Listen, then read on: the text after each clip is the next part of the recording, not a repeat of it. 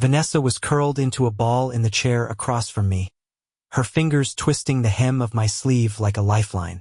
I said nothing, just slid the manila folder to the center of the polished table.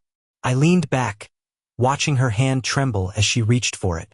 Her eyes went wide as she started flipping through the pages. Printouts of photos, screenshots from her iPhone, bank statements.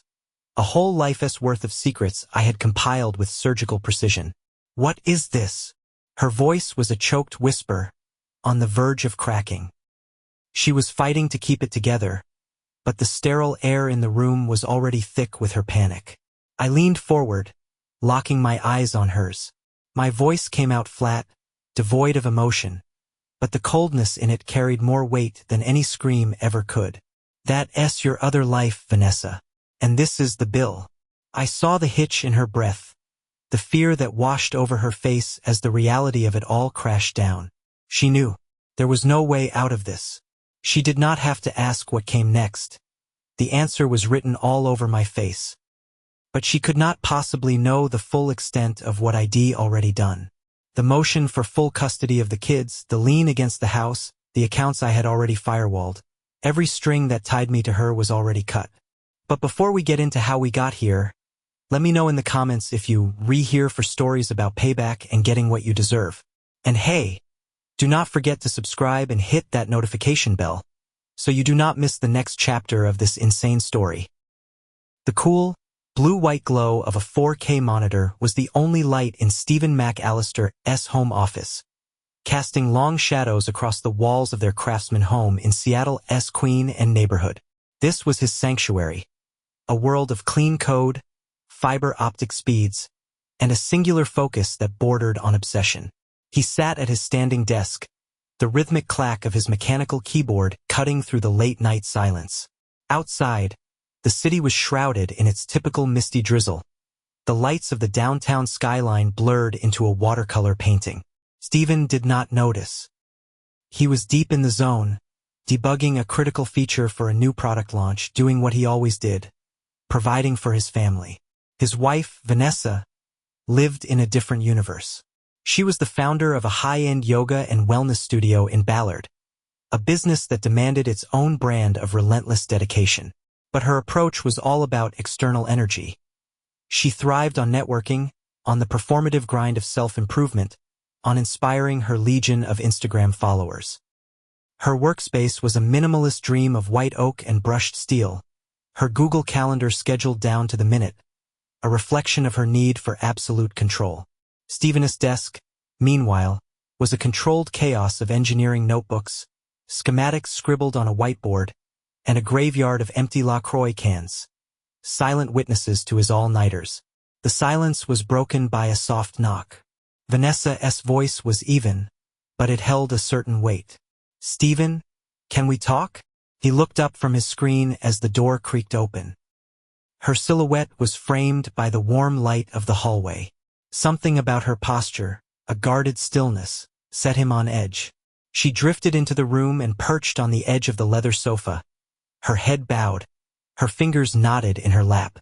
"Hey, what's up?" he asked, swiveling his Herman Miller chair to face her. He tried to sound casual, but his eyes were already scanning her face, trying to decode the tension in her jaw. Vanessa took a slow, deliberate breath, her gaze fixed on the floor. "I've been doing a lot of thinking about us." Stephen felt a cold knot tighten in his stomach. He leaned forward, resting his elbows on his knees. "And?" he asked, his voice cautious. "I need freedom," she said. Her voice was soft, but the word landed like a stone. He blinked. "Freedom? What are you talking about?" She finally met his gaze, her eyes searching his for something. Understanding, maybe. "I feel trapped, Stephen. Like I am suffocating. I need space to grow, to explore. I think we should open things up. See other people." The words hung in the air, electric and unreal. Stephen felt the blood drain from his face. His mind raced, trying to catch up. His jaw clenched. "Are you saying?" he started, his voice barely a whisper. "You want to sleep with other men?" Vanessa flinched at the bluntness of it, but did not look away. "It's not just about that, Stephen. I am trying to find myself again, she continued, her voice gaining a rehearsed steadiness. This marriage, it feels stagnant. Stephen shot up from his chair, the sudden movement making her jump. He started pacing the length of the office, his footsteps echoing in the suffocating quiet. Stagnant? He repeated, the word dripping with disbelief and bitterness. I am grinding 60-hour weeks at a FANG company to pay the mortgage on this house, to keep the kids in the best private school in Seattle, and you call that stagnant? Vanessa just shrugged, a small, dismissive gesture that sent a fresh wave of anger through him. He stopped and stared at her face, searching for a hint of remorse, of regret, and finding none. That's not what I meant, she said, her tone shifting to defensive. It's just, we've lost our spark. The connection is not there anymore. Stephen turned on her, his eyes blazing. And your solution is to go screw around with other guys? To just throw away our vows like they nothing? Vanessa stood up abruptly, her own composure finally starting to crack. You not listening to me, she said, her voice trembling. This is about my journey, my personal growth. What about my journey? He shot back, his voice rising with a pain he could not contain. What about Mia and Ryan? What about the life we built? Her eyes welled with tears. You never here, Stephen. You always locked in this office. When was the last time we actually connected? He let out a short, harsh laugh, shaking his head. Oh, I see. So this is my fault. Me working my ass off for this family is the reason you want to blow it all up. Got it. A dead silence fell between them. They stood on opposite sides of the room, two strangers in a life they had built together. Finally, Stephen drew a ragged breath, his voice turning to ice. Just get out of my office. I see not even look at you right now. Vanessa hesitated, her lip trembling. But then she turned without another word and slipped out, closing the door softly behind her. Stephen collapsed back into his chair, burying his face in his hands. The crushing weight of her betrayal settled in his chest, heavy and suffocating. How the hell had they gotten here? In the days that followed, an unspoken truce settled over the house, but it was a cold, brittle peace. Vanessa's behavior grew more erratic. She was staying later and later at her studio, having hushed conversations on her phone in the other room. The silence between them grew louder every day. He tried to dismiss it as the fallout from their fight. But then one evening, her iPhone buzzed on the kitchen's quartz countertop while she was in the shower. A banner notification lit up the screen. Not stop thinking about last night. You amazing. Stephen's throat went dry. A hot, sick feeling churned in his gut. His hand shook as he picked up the phone. A quick swipe down revealed a string of notifications from the same number. Compliments, inside jokes, plans. It was all there in black and white. A grim resolve settled over him. He was not going to be played for a fool. That night, long after Vanessa was asleep, he took her MacBook into his office. He tried an old password they used to share for their Netflix account. He was in. Her iMessage history was synced. He found it all months of conversations, flirtations, and clandestine meetings with someone named Chris. Phrases like, "You make me feel seen," and "he never has to know" burned themselves into his brain. The more he looked, the more the pieces clicked into place. The late nights at the studio, the new Lululemon outfits he'd never seen before. In the back of her walk-in closet, tucked behind her winter coats, he found a slinky black dress from Nordstrom that she'd never worn for him. The coincidences were forming a damning pattern. When he made a decision. He was not going to blow up. He was not going to have a screaming match. He was going to be methodical. He started taking screenshots, forwarding emails to a new, encrypted account, documenting every message, every date, every lie. This was not just about revenge anymore. This was about preparing for the custody battle that would define the rest of his life. Late at night, sitting in the dark of his living room, the only sound the low hum of the Sub-Zero refrigerator, his mind drifted back. He remembered Vanessa on a lazy Sunday morning years ago, her hair in a messy bun, a smudge of flour on her cheek, flipping pancakes for a tiny Mia and Ryan. She was his partner, his rock. But that woman was gone. The warmth she used to radiate had been replaced by a cool, polite distance. Her easy laughter had become clipped, one-word answers. Mornings were no longer their time. She was always rushing out the door, AirPods in, citing an early client or a last-minute training session. Even the way she looked at him had changed. The admiration he used to see in her eyes was gone, replaced by something unreadable, something miles away. A dull ache pulsed in Stephen's chest whenever he thought of the kids. Mia, with her endless questions and bright curiosity, and Ryan, a whirlwind of 8-year-old energy. They were the glue that had held the fractured pieces of his life together. Now, that bond felt terrifyingly fragile. He was haunted by the thought of Vanessa's choices shattering the stable world he worked so hard to build for them. A cold, quiet anger simmered just beneath the surface, a constant threat. How could she risk all of this? Their home, their children, their history, for a cheap thrill. And yet, underneath the rage, a ghost of a feeling remained. A longing for the woman he married, the Vanessa who had once looked at him like he was more than enough. As the pale Seattle morning light filtered through the blinds, Stephen made a pact with himself. He would be a rock for Mia and Ryan. No matter how deep the pain cut, he would not let them see him break. They deserved a normal life, even if their world was silently imploding. The thought did not just comfort him. It forged him. He sat at his desk, the glow of his monitor painting his face in harsh lines. With each click, he executed small, untraceable wire transfers from their joint savings account to a new one he opened under his name alone. He downloaded years of financial statements from their Chase account, creating a complete digital and physical file of their assets. Each action was deliberate, a hammer blow shaping the battle to come. His plan required absolute precision. Vanessa could not suspect a thing, but her behavior only hardened his resolve. She grew bolder, her disappearances stretching for hours, her excuses becoming flimsier, more insulting. One night, she breezed into the kitchen well after 10, and something in him snapped. "Where have you been?" His voice was hard, leaving no room for a lie. Vanessa paused, her hand halfway to the fridge, catching the edge in his tone. "At the studio," she said, her voice a little too breezy as she grabbed a bottle of Fiji water. "At 10 o'clock at night?" He pressed, his eyes locked on her.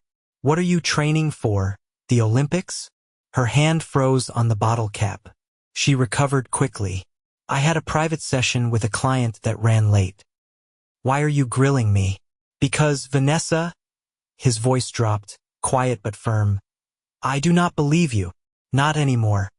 She looked up, her face flashing with irritation. "You have trust issues now?" Stephen let out a short, bitter laugh. "Trust? That's rich, coming from you." Her eyes narrowed. "What's that supposed to mean?" He stood up and walked toward her, his gaze turning to ice. "It means I am not blind, Vanessa. I see exactly what's going on." Her face became a stony mask, but she said nothing. Her silence was its own confession. He leaned in, his voice a cold whisper. "You want your freedom? Fine. But do not you ever make the mistake of thinking I am an idiot." The tension in the room was thick enough to choke on. Without a word, Vanessa turned and walked out. Stephen watched her go, his chest tight with a toxic mix of anger and determination. The next morning at breakfast, Vanessa was all smiles, trying to perform the role of the happy wife. Stephen was not playing along. "Got another late one tonight?" he asked, his tone deceptively casual as he buttered a piece of toast. She hesitated, sensing the trap. "Just a normal day." "Why?" He kept his eyes on her, a long, unnerving stare. "Just like to know where my wife is," he said, the corner of his mouth tightening almost imperceptibly. Her fork clattered against her plate. She quickly composed herself, her irritation barely veiled. "I am not doing this with you, Stephen." "Good," he said, leaning back in his chair, his expression cold. Because I am tired of playing games. As she grabbed her keys and left, a grim sense of satisfaction washed over him. The cracks in her perfect facade were showing, and he was ready to shatter the whole thing. This was no longer just about preparing for divorce proceedings. It was about reclaiming his life. The open-plan office hummed with the quiet intensity of a looming deadline. For the first time in weeks, Stephen felt a sense of clarity, his mind sharp and focused on the code flowing across his screens. In the conference room across the way, Ava, his lead project manager, was briefing a client. A few minutes later, she walked over and sat in the chair beside his desk, a stack of printouts in her hand. "You re a machine, you know that?" she said, breaking the silence. A genuine smile played on her lips as she tucked a stray strand of dark hair behind her ear. "Seriously, how do you stay so locked in when the pressure is this high?" Stephen looked up, and for a moment, he felt something other than the gnawing emptiness. It was not just her praise. It was the warmth behind it. "Guess it's easier to focus on work than on other things," he replied, his voice softer than he intended. Ava's expression softened in understanding. "Rough patch at home?" she asked gently. He could only nod, the weight of it all heavy in his eyes. "You could say that." "Well, for what it's worth," she said, her tone firm and confident. "The work you redoing here is incredible. It's not just the code. That's how you lead the team, how you keep a level head when everyone else is ready to throw their laptops out the window. That's a rare thing." Her words were like a bomb on his shredded pride. For months, Vanessa's betrayal had made him question everything. His worth as a husband, a father, a man. But here was Ava seeing his value, no strings attached. The contrast between the two women was jarring. Vanessa, the source of his pain, with her lies and selfishness. And Ava, a quiet harbor of genuine kindness. "Thanks, Ava," he said, a small, real smile touching his lips. "I needed to hear that." She smiled back, her eyes bright. "You not just good at your job, Stephen. You one of the best. Do not ever forget it." As she walked away, a new feeling began to stir in him. It was not just gratitude. It was the realization that he deserved better. The sting of Vanessa's lies began to feel a little more distant, and the self-respect he thought he'd lost began to flicker back to life. On a crisp Saturday morning, Stephen sat in his parked Subaru Outback across the street from the Magnolia Cafe. He adjusted the rearview mirror and saw her. Vanessa was at a corner table, laughing, her head tilted as she leaned in toward a tall, well-dressed man. "Chris." His hand was covering hers on the table, and the sight sent a jolt of raw, physical pain through Stephen's chest. He knew. Intellectually, he knew it all. But seeing it, the casual intimacy, the easy smile she never gave him anymore, was like a fresh wound. He gripped the Canon DSLR on the passenger seat, his knuckles white. He raised the camera, the telephoto lens bringing them into sharp, painful focus. The click of the shutter was the only sound in his car, a mechanical counterpoint to his own ragged breathing. He documented it all. Their interlocking fingers, the way her eyes lit up when Chris spoke, the way he brushed a stray hair from her face. She smiled at that, a soft, warm smile that gutted him. When they left the cafe and started walking toward Discovery Park, Stephen followed at a distance, his heart hammering against his ribs. He found a spot behind a thicket of trees as they stopped near the bluff overlooking the sound. And then he watched, his finger depressing the shutter again and again, as Vanessa leaned in and kissed him. It was not a peck. It was a deep, passionate kiss that stole the air from Stephen's lungs. A wave of pure, unadulterated rage washed over him, but his hands were steady. He got the shot. Driving home, his mind was eerily calm. The evidence was irrefutable. It was time. He was sitting at the kitchen table with a mug of coffee when Vanessa walked in, scrolling on her phone. He looked up and offered a faint, cold smile that did not reach his eyes. "Hey," he said, his voice unnervingly casual. "Hey," she replied, sitting across from him, a flicker of uncertainty in her eyes. He took a slow sip of coffee. You know, Ava and I were up late whiteboarding the new architecture last night. She's brilliant. Vanessa paused. Ava. Yeah, he confirmed, his gaze level and intense. She's incredibly talented. Refreshing to work with someone who actually appreciates the effort you put in. Her fingers tightened around her phone. Sounds like you two are hitting it off. We make a good team, he said, leaning back. She values dedication. Dedication. It's a rare commodity these days. Her jaw tensed. The mask of indifference was cracking. Well, good for you that someone notices. Stephen tilted his head, studying her. You know, he said, his voice dangerously smooth, I think she sees something in me that's been invisible around here for a long time. A flicker of genuine unease, something he had not seen in years, crossed her face. Before she could respond, he stood up. I've gotta head back to the office, he said flatly, grabbing his keys. Big push for the deadline. Do not wait up. As the front door clicked shut behind him, he allowed himself a moment of grim satisfaction. Two could play this game. Later that night, the house was silent. Stephen sat at the dining room table, his MacBook open next to a manila folder. The air was heavy, electric.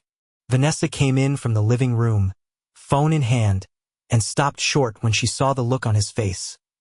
Calm, focused, and utterly terrifying. Vanessa, he began, his voice cold and final. We need to talk.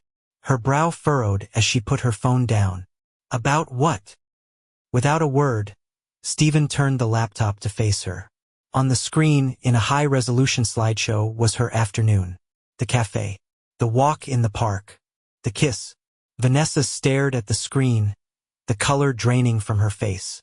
Her hand flew to her mouth, her fingers trembling as she stifled a gasp. Across the table, Stephen sat as still as a statue, his expression unreadable. There was no rage in his eyes, no fire, just a flat, empty coldness that was far more terrifying. What is this? Her voice was a taut wire, ready to snap. Stephen did not even blink. It's the truth, Vanessa. Her eyes darted from the damning photos on the laptop to her husband's impassive face, her breathing coming in short, ragged bursts. I can explain. Stephen, please, just listen to me. Her voice broke, dissolving into a near sob. He leaned back in his chair, crossing his arms over his chest. The posture was casual, but the message was a wall of steel. Go on. I'm all ears. She opened her mouth, but the words would not come. The easy confidence, the practiced charm she used to navigate her world. It all deserted her, leaving her exposed and helpless.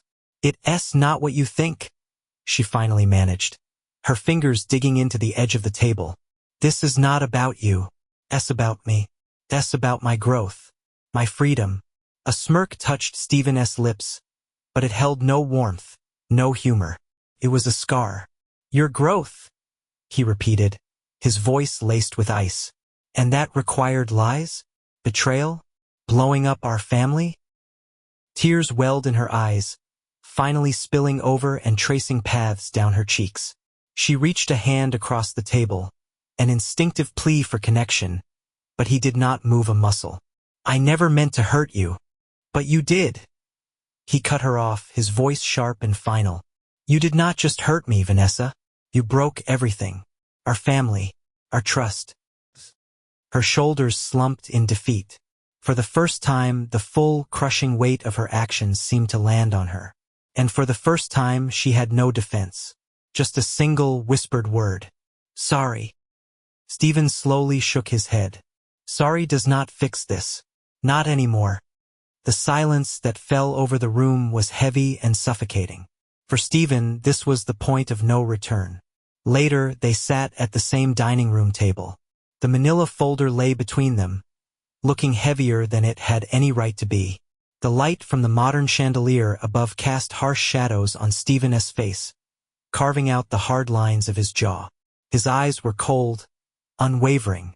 I think it's time we stopped pretending, Stephen said, his voice eerily calm. He slid the folder across the table toward her. These are the divorce papers. Vanessa flinched as if struck. Her gaze dropped to the folder, her hand trembling slightly. Divorce. The word was a fragile, broken whisper. She looked up at him, her eyes wide with a desperate, pleading fear. Stephen, no. We can fix this. We can. No. His voice was firm, devoid of heat. We see not. And I would not waste another minute of my life pretending we can. He held up a hand to stop her next plea. Actions have consequences, Vanessa. Panic began to set in, her eyes darting between the folder and his face, searching for an escape that was not there. But the kids, Stephen, the family, you see not just. I can, he said, the quiet certainty in his voice freezing her. And I will. The petition gives me primary physical custody of Mia and Ryan. This house will remain their home.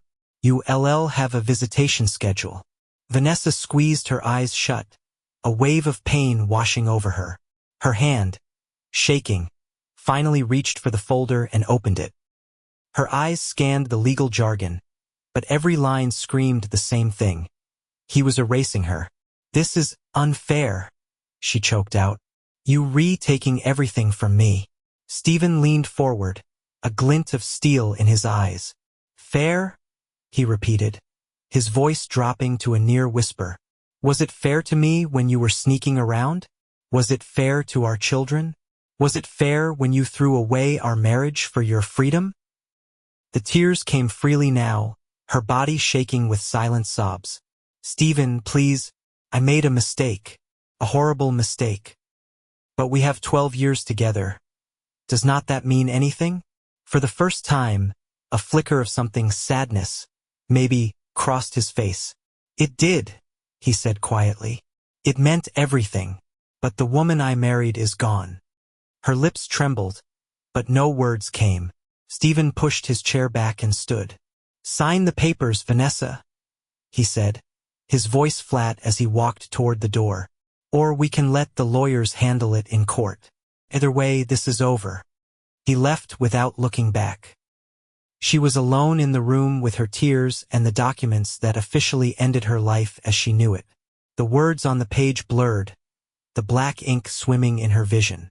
The realization of her loss was not a single blow. It was a series of crushing waves, each one pulling her further under. Stephen reappeared in the doorway, his arms crossed, his face an impenetrable mask. His silence was louder than any accusation. Stephen, her voice was raw, broken. Please, let us just talk. I know I screwed up, but I never meant to. There's nothing left to talk about, he said, his gaze unwavering. It is done. Her fingertips traced the edge of the papers. What about the kids? She whispered, her voice cracking. How are they going to understand? She looked up, a last, desperate hope in her eyes. I can change. I can fix this. Stephen took a deep, steadying breath. It is too late. I am thinking about Mia and Ryan. They need a good mother, a good role model. What can you possibly teach them right now? The fight went out of her. Her shoulders slumped, her hands falling limp on the table. She reached for the pen next to the folder, her fingers wrapping around it. I did not want it to end like this, she whispered to the table. And yet, here we are, he said calmly. With a shuddering sigh, she began to sign her name, her hand shaking so badly that her signature was a jagged, broken line. When she set the pen down, a choked sob escaped her lips, and she covered her face with her hands. Stephen walked over, took the folder without a word, glanced at the signature, and nodded once. It is done, he said, his voice flat. He turned and walked away, leaving her alone in the cold, quiet room, the only sound the echo of her own defeat. A muted silence hung in the kitchen, punctuated by the gentle hum of the dishwasher. Mia and Ryan sat at the dining room table, a plate of uneaten chocolate chip cookies from Metropolitan Market sitting between them. Mia's small hands were a knot of restless energy in her lap. Ryan, usually a blur of motion, was quiet, just rolling a small matchbox car back and forth across the table, his eyes vacant. Daddy, Mia's voice was small, almost a whisper. What's going to happen now? To us? Stephen's heart clenched, but he kept his face calm. He reached out and gently covered his daughter's hands with his own. Hey, no matter what, one thing is never, ever going to change. I love you and your brother more than anything in this world, and I will always make sure you are safe and loved. Always. Tears welled in Mia's eyes.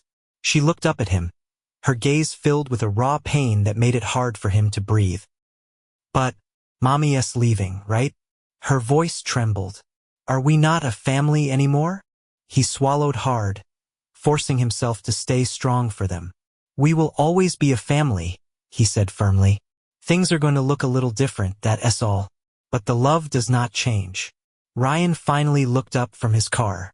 Do we have to move? He asked, his brow furrowed with worry. Stephen shook his head immediately. No way, buddy. You're staying right here. Your rooms, your school, your friends, nothing about that is changing. This is your home.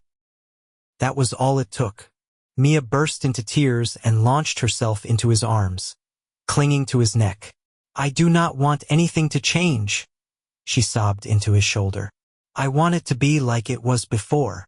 Stephen pulled her tight, the knot in his own chest tightening. I know, sweetheart, he whispered, stroking her hair. I know. Change is scary, but we're going to get through it. Together. Ryan slid off his chair and climbed into his father's lap, wrapping his arms around him just as tightly. We love you, Dad, he said quietly. Stephen kissed the top of both of their heads, holding them close. And I love you guys, he said, his voice thick with emotion. More than you'll ever know. He sat across from his lawyer in her glass-walled office overlooking Lake Union. The leather chair felt stiff and formal. Spread across the polished conference table was his life, distilled into evidence. Financial statements, printouts of text messages, and the high-resolution photos of Vanessa and Chris. The lawyer, a sharp, composed woman in her 40s, looked up from the file, her expression confident. Mr. McAllister, you have an exceptionally strong case, she said, her tone professional yet reassuring. The evidence of infidelity, combined with your documented financial stability and the steps you've taken to protect your assets, puts you in a very favorable position. Washington is a no-fault state, but this pattern of behavior speaks directly to her judgment, which is a factor in determining custody. The court's primary concern is the best interest of the children, and you are clearly the stable parent here. Primary physical custody is a very likely outcome. Stephen let out a breath he did not realize he'd been holding. And Vanessa? The lawyer nodded. She'll fight for more, of course, but her actions demonstrate a clear disregard for the family's stability. Our strategy will be to emphasize that, and to minimize any disruption to Mia and Ryan's lives. You doing the right thing, Stephen, she added, her tone softening slightly. You protecting your kids. It would not be easy, but you prepared. Leaving the office, he felt the immense weight of the situation, but for the first time, it was coupled with a sense of clarity. He was taking back control. That evening, the air in the house was thick with unspoken words. Vanessa stood in the master bedroom, an open suitcase on the bed. Her movements were slow, hesitant, as she folded clothes into neat, joyless piles. Stephen leaned against the doorframe in the hall, watching, saying nothing. She paused and looked at him over her shoulder, her face pale, her eyes puffy and red. I never wanted this, she whispered. Stephen's jaw clenched. It stopped being about what you wanted a long time ago, Vanessa. She dropped her gaze and returned to her packing. When the suitcase was finally zipped, she stood for a moment, looking around the room they had shared.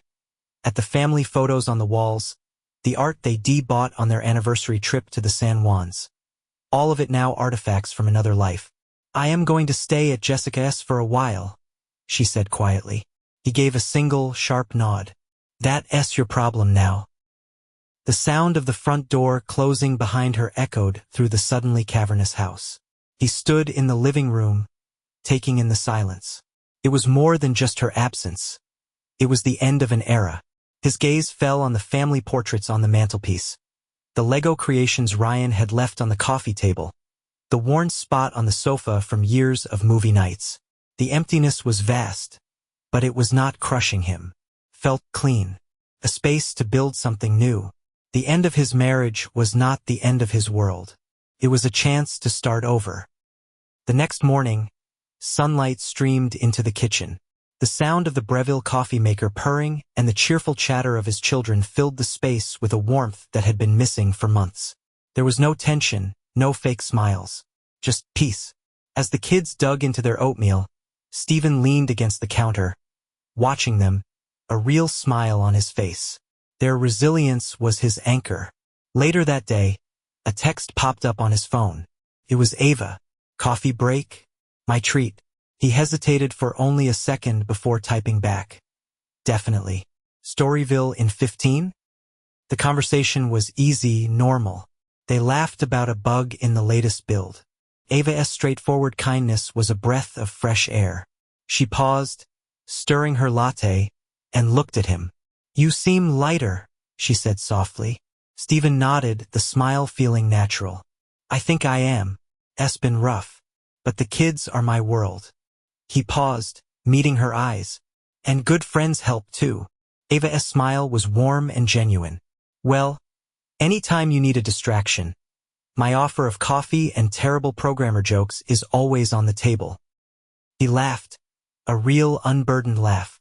For the first time in a very long time, he let himself imagine a future that was not defined by the past. Walking out of the coffee shop into the bright afternoon sun, Stephen felt it. Hope. His journey back had been through a fire, but he was emerging stronger, forged by the flames. The pain of Vanessa's betrayal had forced him to see what truly mattered. His children. Their laughter was the soundtrack to his healing. Their unconditional love was a mirror, reflecting his own worth back at him. He was not just surviving. He was building a new, more authentic life on the foundations of self-respect and a father's love. That evening, standing on the back deck watching Mia and Ryan chase fireflies in the yard, Stephen felt a profound sense of peace. The setting sun painted the sky over the Olympic mountains in hues of orange and gold. Dad! Mia yelled, running up to him, her cheeks flushed and her eyes sparkling. Come play tag with us. Stephen laughed, putting his coffee mug down. All right, you re-on. But I am warning you, the old man has still got some moves. As he ran across the grass, their joyous shrieks filling the evening air, he felt the last heavy remnants of the past year begin to dissolve. Later, the kids were curled up against him on the outdoor sofa, sleepy and content. Mia rested her head on his shoulder. It's all going to be okay, right, Daddy? She whispered.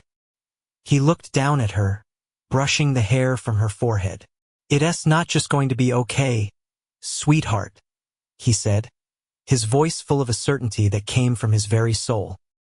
We going to be great, promise. Mia smiled, her faith in him absolute, as Ryan snuggled closer on his other side. In the quiet of the twilight, with the first stars beginning to appear, Stephen held his children tight. This was their new beginning, a new chapter, built on resilience, love, and the promise of a much brighter tomorrow. And that's where our story ends for today. Thanks for sticking with me to the end. If you felt the story, hit that like button and drop a comment below. I'd love to hear your thoughts. I'll see you in the next video.